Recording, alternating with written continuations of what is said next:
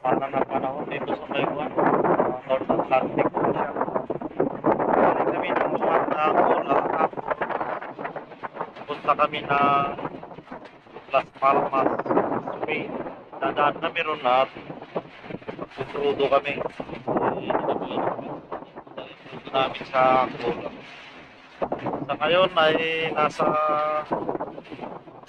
lagpas na kami ng buwan na Equatorial Iberia.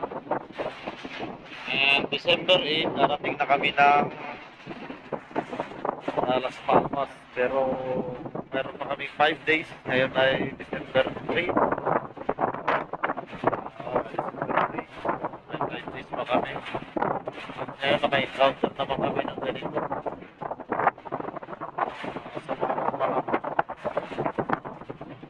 Dito sa video, hindi siya gaano magalaw.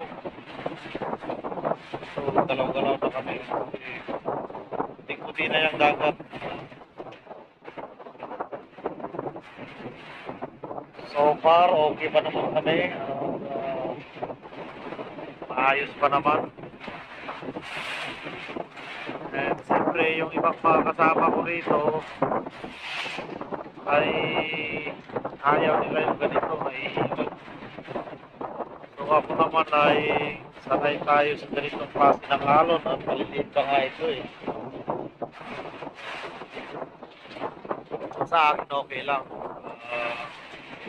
Minsan gusto ko rin ulit maramdaman yung alon talaga na yung business.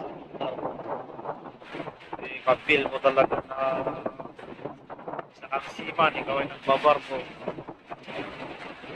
Tanggapin na natin na makakaranas tayo ng ganito dahil tayo pinili nating pangarap sa mga gusto magbarko. Hindi masanay dito sa dagat. Iingat kayo dito. Hindi pa kayo nakapagbarko, kahit dyan sa kayo magbarko.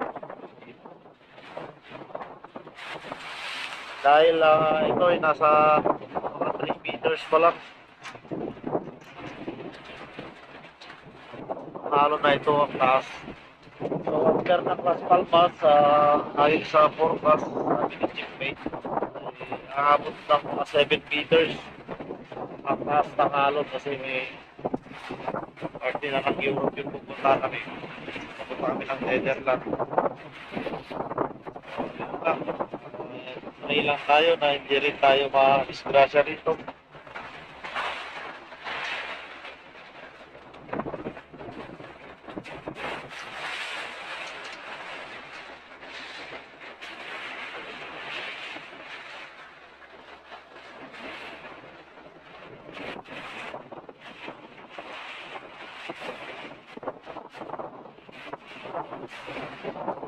Matulog dito mamaya. At ito nga pala ang ROV namin. Remotely operated vehicle na ginagamit sa ilalim ng dagat. So nadali namin sa kanya sa Netherlands. So yun lang at sana nagustuhan nyo itong video na to. Kung kanya ko pa sa'yo, yun lang and God bless po.